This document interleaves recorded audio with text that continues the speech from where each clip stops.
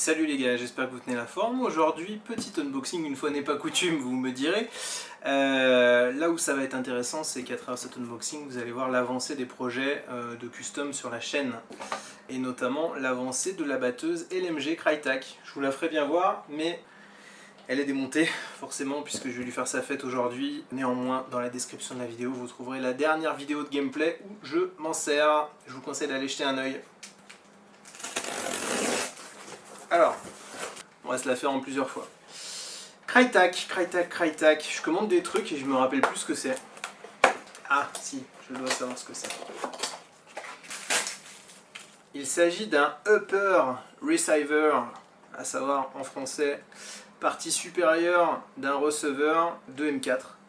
Là, en l'occurrence, c'est Crytac qui fabrique ça. Alors, pourquoi je reçois ça? Parce que sur la LMG Crytac, le receiver est particulier et autant il est hyper réaliste, autant il pèse un âne mort, puisqu'on est tout équipé sur un receiver qui pèse 1,9 kg quasiment, donc c'est vraiment très lourd. Donc pour la batteuse, pas de problème. Simplement l'idée, comme je vais pousser vraiment très loin le custom de cette batteuse, c'est de faire un upper type fusil d'assaut, en plus du upper type LMG. Ce qui me permet, en fonction de ce que j'ai envie de faire, de jouer soit assaut, soit batteuse. Et donc du coup ça me fait économiser énormément de poids, parce que ce upper là il doit faire 300-400 grammes maximum, donc quasiment 1,5 kg d'économiser. Par contre on n'aura pas le look en assaut avec les balles sur le côté, etc. L'idée c'est d'une réplique en faire deux. Pour parler de cette pièce, bah écoutez, je suis très satisfait, le rendu est vraiment super beau. On a cette espèce de petite peinture pailletée qui rend vraiment super bien. Petit marquage Trident, donc j'imagine que c'est les receivers de la gamme Trident chez Crytac. Si vous avez envie de partir sur une Trident, allez-y, parce que en tout cas, au niveau de l'esthétique et de la qualité de l'assemblage, ça a l'air pas mal. Après l'interne, je me prononce pas dessus, mais pour une base de custom, je pense que vous pouvez y aller les yeux fermés. Ensuite, qu'est-ce qu'on a? Garde-main Madbull. Garde-main Madbull. Pareil, dans l'idée de faire un fusil d'assaut, en plus de la LMG, sur le même socle, et bien forcément il me fallait un garde-main. Alors je sais pas encore lequel de mes deux garde-mains je vais mettre sur la version batteuse et lequel je vais mettre sur la version fusil d'assaut. Là on est sur un garde-main avec un look très particulier qu'on voit très peu souvent. Et ça m'éclate d'en faire quelque chose, parce que c'est des garde-mains qu'ils ont du mal à vendre en fait. Et je suis sûr qu'on peut en faire quelque chose de très sympa. Voilà le garde-main. Bien évidemment, la réplique est dans le prolongement ici, hein. Le cache-flamme est de ce côté. Donc je pense qu'on va arriver à faire quelque chose de très sympa. Pourquoi pas une version sur le fusil d'assaut ou sur la batteuse, avec un silencieux intégré en grande partie dans le garde-main. Là on voit qu'on a largement la possibilité de le faire, puisque ça fait, à mon avis, pas loin de 40 mm de diamètre. Donc ça devrait être pas mal. Ensuite, on a une petite batterie. D'une firme que je ne connais pas, qui s'appelle la firme Titan. C'est une 7.4 en 350 mAh. Voilà, un format un peu différent des batteries qu'on utilise en HPA. Est-ce qu'on nous dit quelque chose là-dessus? Lithium-ion, effectivement, donc un peu plus stable que la LiPo. Donc voilà, à tester, on va voir ce que ça donne.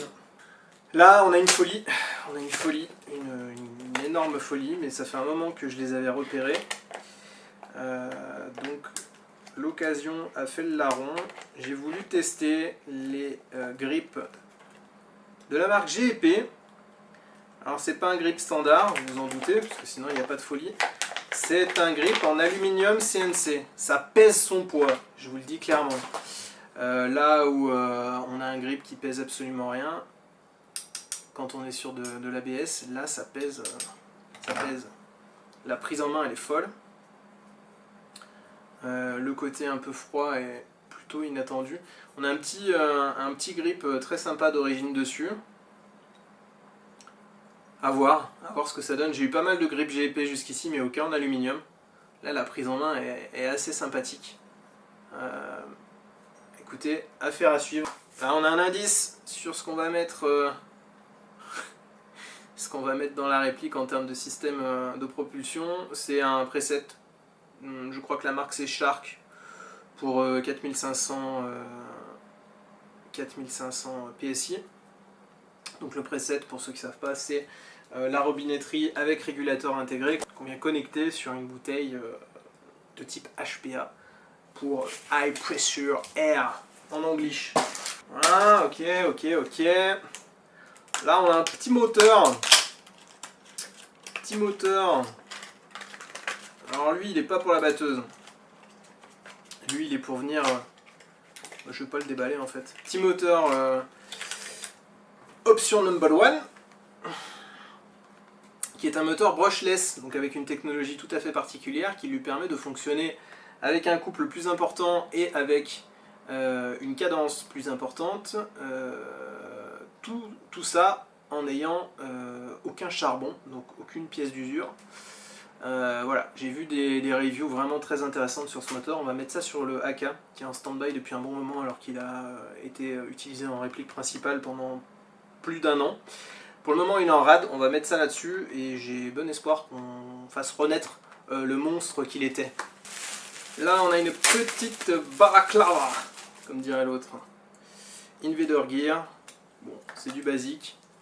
Là en l'occurrence je ne veux pas m'en servir pour l'airsoft, c'est juste que c'est l'hiver et que ça caille. Et que du coup j'en cherchais une. Donc on verra ce que ça donne. Petite balaclava toute simple, en coton, avec des utilisations à la pelle, pour ceux qui sont un peu créatifs. À voir ce que ça dit.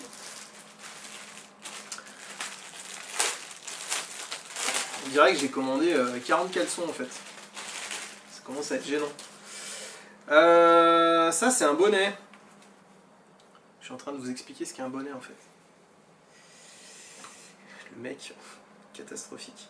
Alors c'est un bonnet, mais c'est un bonnet calbut en fait. Non, on est sur une matière un peu particulière, ça doit être de l'élastomère ou un truc comme ça, donc c'est plus un bonnet d'intersaison, ou un bonnet low profile, qui est un vrai bonnet en laine d'hiver, etc. Bon, ça vous fait ressembler à un sommet de préservatif, mais ça marche plutôt bien, et ça peut même se mettre sous un casque. Donc en hiver, quand ça caille vraiment, et que vous voulez quand même jouer avec votre casque, et ben ça peut être une alternative sympa. Donc à tester, je vous ferai un retour dessus dans quelques temps. Là on a une chèche de chez 5.11. J'en ai déjà acheté une il y a quelques années. Honnêtement, de toutes les chèches que j'ai utilisées, la qualité du tissu et le confort sont juste bien au-dessus de tout le reste.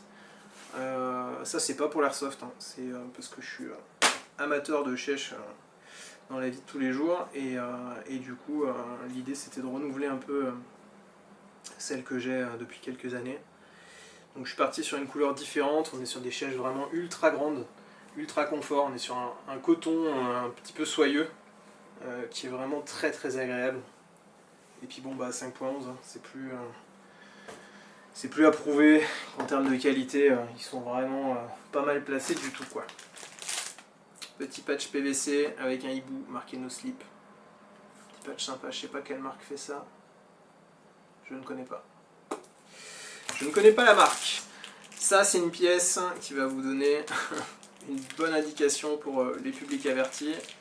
Bon, vous l'avez compris, hein, la batteuse va être montée avec un système HPA. Et ça c'est une pièce qui permet de convertir le système qui va être utilisé et de passer d'une sortie flexible basse, donc au niveau du grip, à une sortie flexible arrière au niveau de la crosse.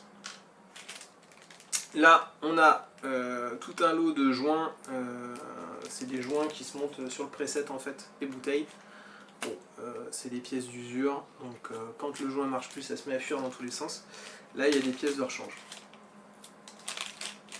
Comme je compte utiliser la batteuse en mode assaut de temps en temps, il faut que je gratte un peu d'efficacité au niveau du moment où je change les chargeurs. Donc on a un MagCatch de chez Cublite je crois, qui est un petit peu design, qui permet d'aller chercher plus facilement le bouton d'éjection de chargeur, avec l'index bien entendu. Donc ça c'est une pièce qui va permettre de gratter un petit peu de temps. Ensuite,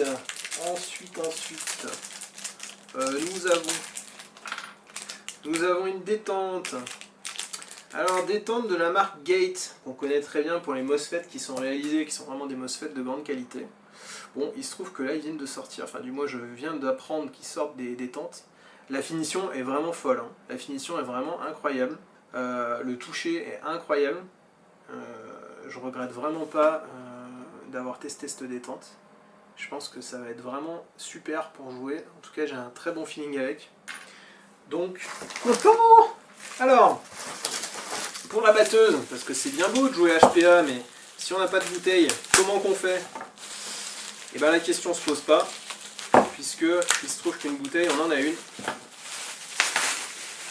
Et pas des moindres, puisqu'on est sur une bouteille 1,5 litre.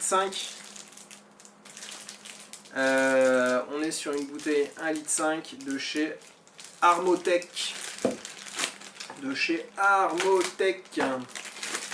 Bon, c'est du Kevlar, c'est une bouteille légère avec un beau tressage carbone. Donc non, ça doit pas être Kevlar, ça doit être juste carbone. Si je dis de la merde, on va pas s'en sortir. Par contre, ce qui m'inquiète un peu, c'est que sur le site de Power 6, elle était indiquée avec le preset. Et que là, le preset n'est pas vissé dessus. Donc, il va peut-être falloir que je leur passe un petit coup de fil. On verra ça. Donc ça, c'est pour la batteuse. Vous l'avez compris.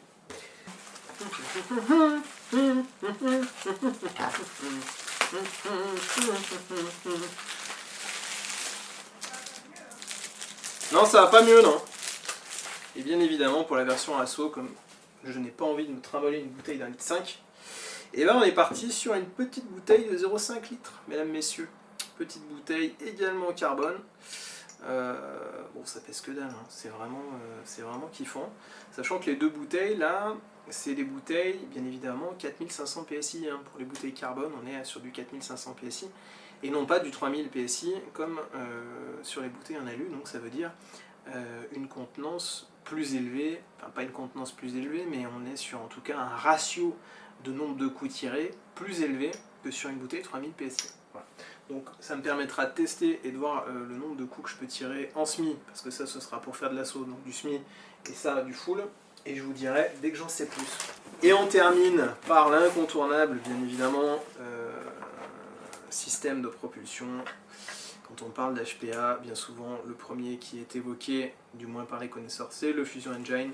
Fusion Engine de Polarstar, qui a été l'un des premiers systèmes HPA à vraiment fonctionner, qui ne date pas d'hier, mais qui fonctionne vraiment très très bien, qui permet un paramétrage vraiment très abouti, des modes de tir, des débits d'air, des programmations de nozzle avancées et compagnie. On a un petit FCU avec qui se branche dessus. Tous les systèmes HPA sont dérivés de celui-ci en fait. Celui-là a vraiment été un précurseur et les autres ont suivi. Et en fait, de mon point de vue, tout ce qui a suivi n'arrive pas à égaler le Fusion Engine en fait. Du moins sur une même réplique. C'est-à-dire qu'il y a des systèmes HPA qui ont suivi qui permettent de mettre la technologie HPA sur des répliques sur lesquelles c'est pas possible avec le Fusion Engine, parce que le Fusion Engine c'est une gearbox entière, enfin c'est un cardan de gearbox entier, là où d'autres systèmes sont juste un cylindre qu'on peut venir mettre dans n'importe quelle réplique. Donc il y a des répliques qu'on ne peut pas mettre de Fusion Engine, ok. Donc là effectivement, si le choix ne se présente pas, pas en réalité de comparaison possible. Par contre, à partir du moment où on peut mettre ça dans une réplique, pour avoir testé d'autres trucs, alors j'ai pas tout testé, hein, mais pour avoir testé d'autres systèmes et pour avoir un petit peu lu les caractéristiques des autres, visionné des retours d'utilisateurs, etc., je pense que en termes de performance, on est toujours au-dessus au niveau du Fusion Engine. Donc on part là-dessus pour la batteuse. Et je ne manquerai pas, bien évidemment, dès que tout ça est assemblé, de vous faire des vidéos pour vous montrer ce que ça donne.